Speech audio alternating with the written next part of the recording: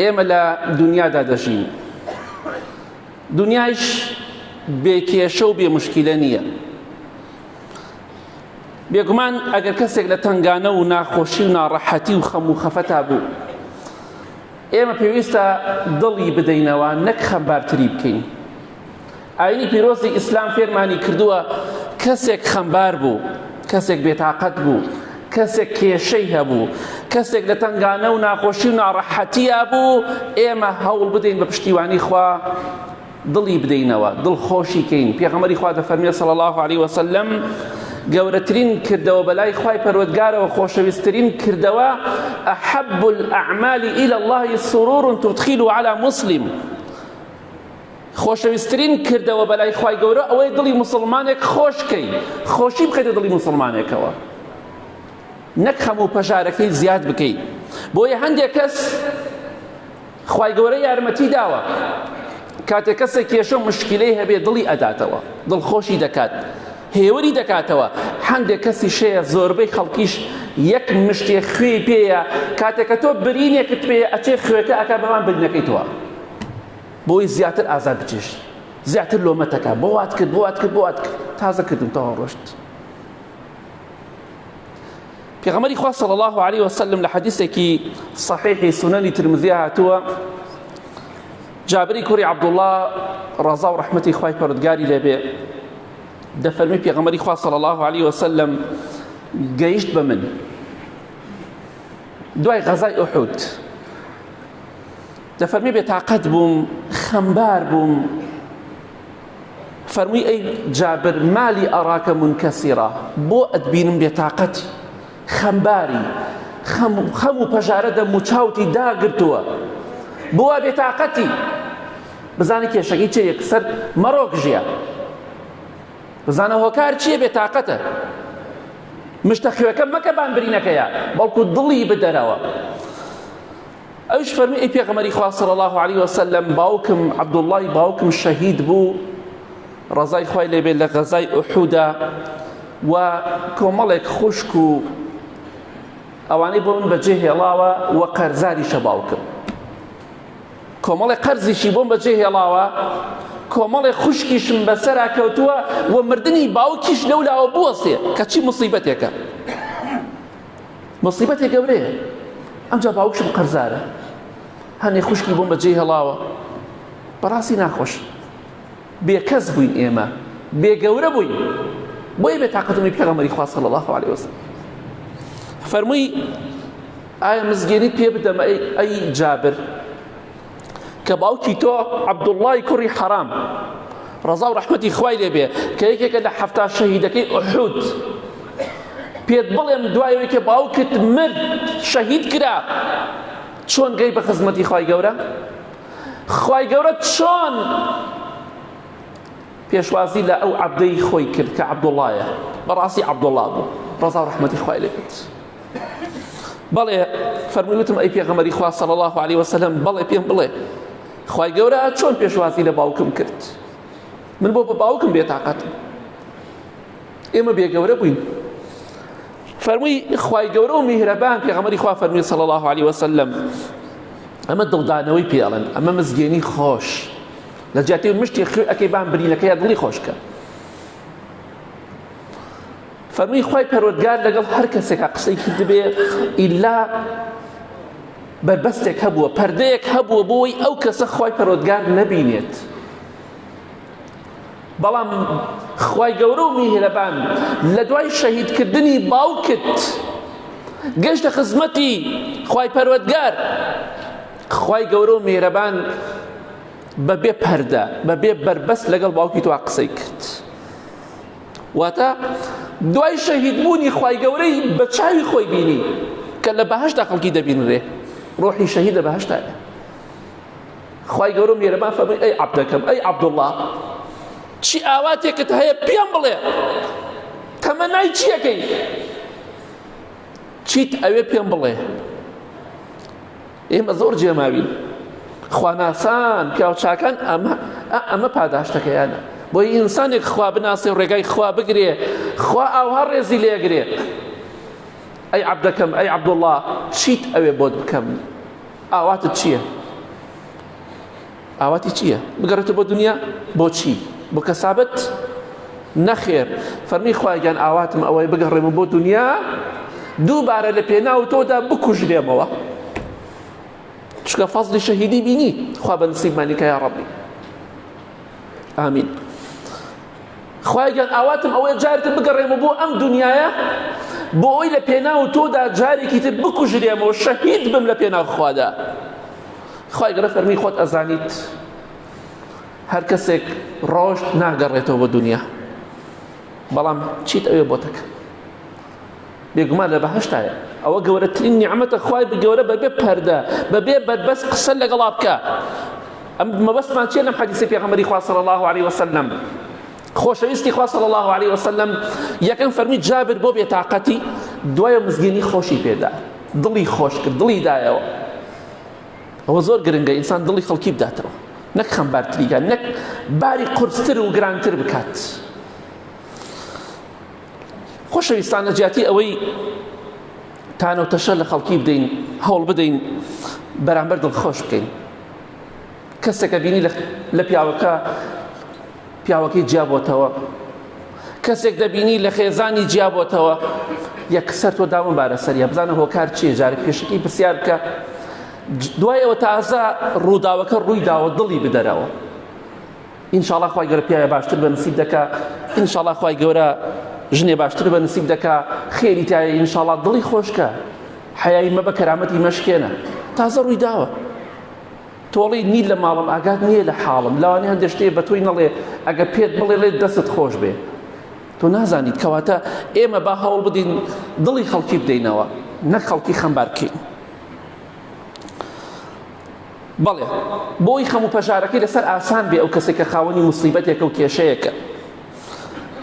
لە حەدیثێکی صحیح داهاتووە لە صحیحە، یەکێک لە سەحابەکانی پێغەمبەری خوا صلی الله علیه وسلم بیشری کوڕی عەقرەبە، بیشر ڕەزای خوای لێ بێ دەفەرمێ باوکم لەگەڵ پێغەمبەری خوادا صلی الله علیه وسلم لە یەکێک لە غەزاکاندا بوو، شەهید کرا باوکم، ئوستوشهیدە، شەهید بوو. ڕەزا و ڕەحمەتی خوای لێ بێ. عەقرەبەی باوکی دەفەرمێت پێغەمبەری خوا صلی الله علیه وسلم بەلاما تێپەڕی، ئەمیش مناڵ بوو، گەنج بوو، ئەگریا. کەسێ ئەگری فرمێسکەکەی بۆ بسەڕا، فرمێسکەکەی زیاد مەکە، خەم و خەفەتەکە و پەژارەکەی زیاد مەکە، دڵی بدەرەوە. ئێمە فێر ئەوە نەبوونە دڵی خەڵکی بدەینەوە زۆر جار، فێر ئەوە بینە بیکوتین، کەرامەتی بشکێنین، خەمباری کەین، باری قورسکەین، چونکە ئەمە تێن لەگەشتنە لە دین.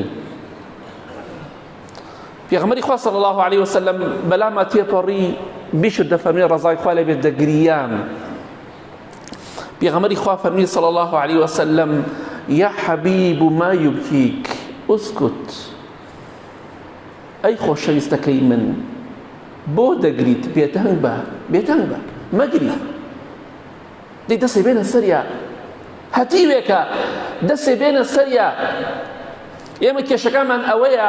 ئەڕۆینە ماڵی هەتیوێک ئەمەندە بە تەقوان، ئەڵێ عەبدوڵای کوڕی مبارەکین، ئەڵێ سۆفیانی ثەورین، لە بازاڕی خراپ هەبێ بەس ئێمەی،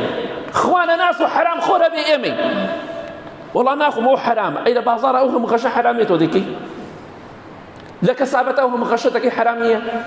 دڵی مناڵەکە پڕەکە لە خەم و خەفەت و پەژارە، ئافرەتە بێوەژنەکە دەچەوسێنێتەوە، وەڵام من نانی ماڵی ئێوە ناخۆم حرامە. بەچی بەڵگەیە حرامە؟ قسەی نەنکتە، کوارە دیناشتی وهاتووە.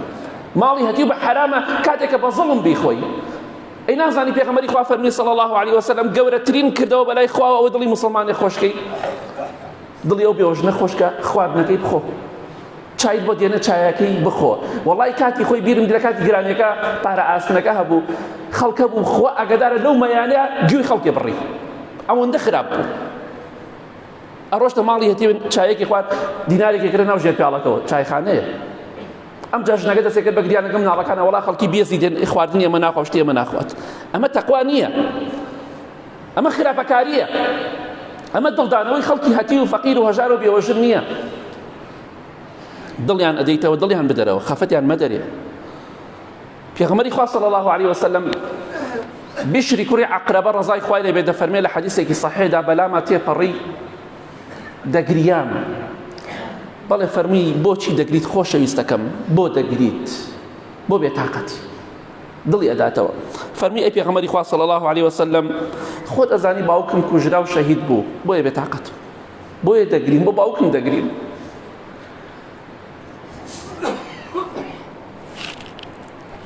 هەرچەندێ گەورە بی هەرچەندێ بەتەمەن بی بەخوا باوکت دایکت بمرێ ئەگە بە شەربی ڕۆحت دیابێ و هەست و شعورت دیابێ دەکوڵی دایک و باوکت بمرێ ئیلا مەگەر ئینسانی مرۆڤایەتی لە دەستدا بێت پێغەمبەری خوا صلی الله علیه وسلم دوای 50 ساڵ زیاتر دێتە سەر گۆڕەکەی دایکی دەسەکا بە گریان خۆی پێ ناگیرێ ئینسان ئاگادار بە شتێکی قورسە مگاڵتە نییە بەڵێ پێغەمبەری خوا صلی الله علیه وسلم لەبەرەوە دەگرین بۆ باوکم دەگرین بیری باوکم دەکەم پێغەمبەری خوا صلی الله علیه وسلم نەیفەرموو عەیب ناکەی لە خۆت ئەگریت بەسە عیب نییە برا گریان بۆچی عیبە پێغەمبەری خوا فەرمی صلی الله علیه وسلم أما ترضى أن أكون أنا أبوك وعائشة أمك أي بشر رازي نابي من باوكت بو وعائشة دايكت بي سيودل دانويك رازي نابي أو قورترين دل دانويك رازي نابي بوي كمن باوكت بم عائشەی خێزانیشم دایکت بێ فەرمی بەڵێ ئەی پێغەمبەری خوا صلی الله علیه وسلم باوک و دایکم قوربان فیدات بێ بەڵێ ڕازی ئەوە دڵدانەوەی پێڵێن بۆیە کەسێک کێشەی هەبوو مشکلەی هەبوو دڵی بدەرەوە خەمباری زیاتر مەکە بە ئیزنی خوا پاداشتی گەورە دەداتەوە یا ربی خوا لە گوناهکارمان خۆش بی لە گوناهی دایک و باوک و مردووەکانمان خۆش بی یا رب العالمین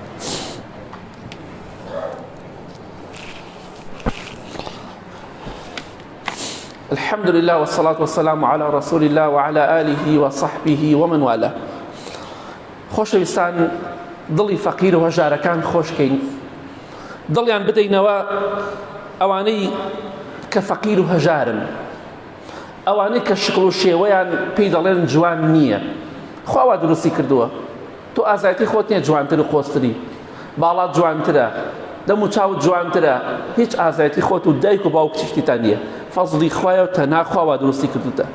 هو الذي يصوركم في الأرحام كيف يشاء خوای گەورە ناو ڕەحمی دایکدا ئاوای تۆ دروست کردووە ئازایەتی خۆتی تیان نییە قارەمانی خۆت نییە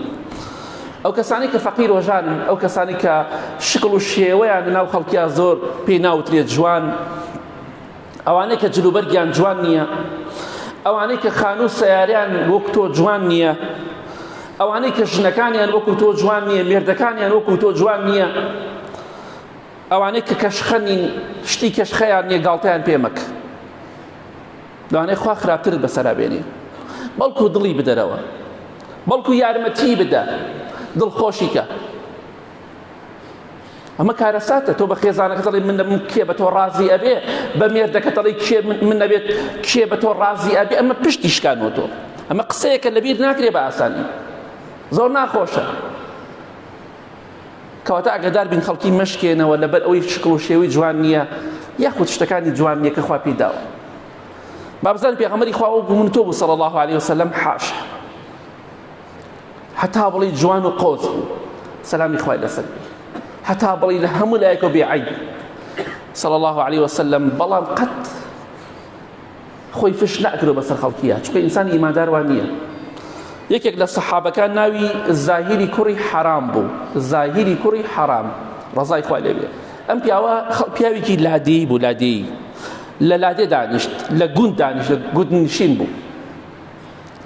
پیاوێک بوو دەم و چاو و شکڵ و شێوەی جوان نەبوو مەرغوب نەبوو لە حەدیثەکە وا باسێکە خەڵکی دەشت بوو فەقیر بوو شکڵ و شێوەیشی جوان نەبوو بەرچاوی نەبوو بەڵێ ڕۆژی هات پێغەمبەری خوا لە ماڵ نەبوو صلی الله علیه وسلم هات بۆ بازاڕ خواردنوشتی پێبوو خواردنەکانی بفرۆشێ خەڵکی دێ ئەهاتن خەڵکی گوندەکان لە شارە شتەکانیان نەفرۆشت و ئەڕۆشتن و شتیان نەکڕی پێغەمبەری خوا صلی الله علیه وسلم زاهیری کوڕی حەرامی بینی لە بازاڕە چوو لە پشتەوە سنگی گرت باوشی پیا کرد لە پشتەوە سنگی بە پشتی زاهیرەوە بۆ سنگی ئەوە باوشی پیا کرد گرتی زاهیری کوڕی حرام ڕزای خوای لێ بێت نەیزانیمە پێغەمبەری خوایە صلی الله علیه وسلم سوحبەتی لەگەڵاکە بۆی نەڵێ من کەسێکی کەمم فەقیرە کەم نییە جاری وایە فەقیرە هەزاری وەک من زۆر پیایە ناگات ناشرینە لە بەرچاوی تۆ بەڵام لای خوا زۆر زۆر گەورە و بەڕێز خۆشەویستی خوا صلی الله علیه وسلم لە دوا باوشی پیا کرد گوشی بە خۆیەوە بە سنگی خۆیەوە پشتی زاهیری کوڕی حرام ڕزای خوای لێ بێ فەرمی بەرمدا تۆ کێ بەرمدا بەڵێ پێغەمبەری خوا صلی الله علیه وسلم گوشی بە خۆیەوە فەرمی بەرمدا پێغەمبەری خوایش بەری نەدا صلی الله علیه وسلم کە لای کردەوە پێغەمبەری خوای ناسی صلی الله علیه وسلم ئەمجا حەزی نەئەکرد پشتی لە سنگی پێغەمبەری خوا دوور خاتەوە صلی الله علیه وسلم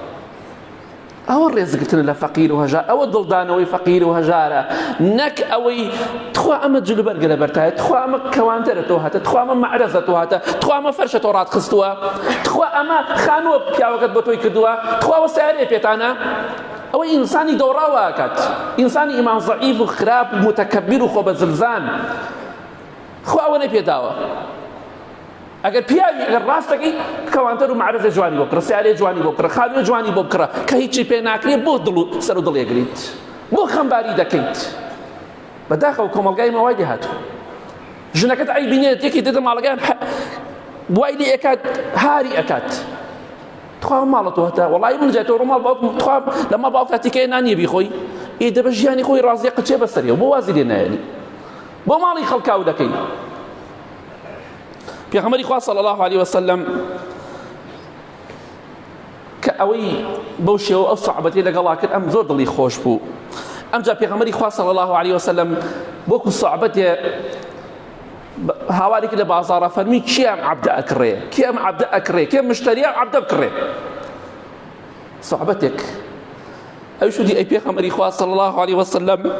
وەڵاهی دیارە تۆ من بە کەسێکی کەمەزانی بۆ یاڵی کێ عەبدە لە من ئەکڕێ فەرمی نەخێر والله تۆ کەم نیت تۆ لای خوا زۆر گەورە و بەڕێزی هەر بۆ سوحبەت و خۆشی وا دەڵێ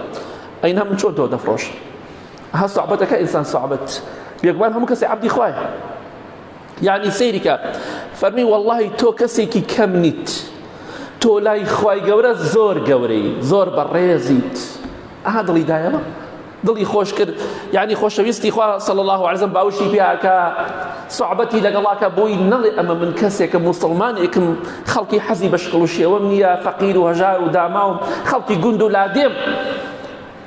دڵی دەداتەوە با ئێمە فێری ئەم ڕەوشتە جوانانە بین لە پێغەمبەری خوا صلی الله علیه وسلم فێری ئەوە نەبین خەڵکی بشکێنینەوە کاتێککە پێغەمبەری خوا صلی الله علیه وسلم وحی بۆ هات جوبرەئیل سەلامی خوای لەسەر بێ لە ئەشکەوتا گوشی بە خۆیەوە فەرمی بخوێنە هەرەی ناتوانم بخوێنم خوێنەوار نیم پێغەمبەری خوا صلی الله علیه وسلم کاتێککە گەڕایەوە ماڵ زۆر ترسا هەموو جانی دەلەرزی کارەساتە بەڕاستی جوبرەئیل سەلامی خوای لەسەر بێ لە ئەشکەوتێکا بێ بتگوشێتە خۆیەوە ئەمجا قورئانت بۆ دابەزێنێ یەکەم جار کە هات پێغەمبەری خوا صلی الله علیه وسلم جوبرەئیلی بینی سلامی خوای لەسەر بێ گەڕایەوە بۆ ماڵ پێغەمبەری خوا صلی الله علیه وسلم تەنها ئەو خێزانێشی هەبوو کات بەس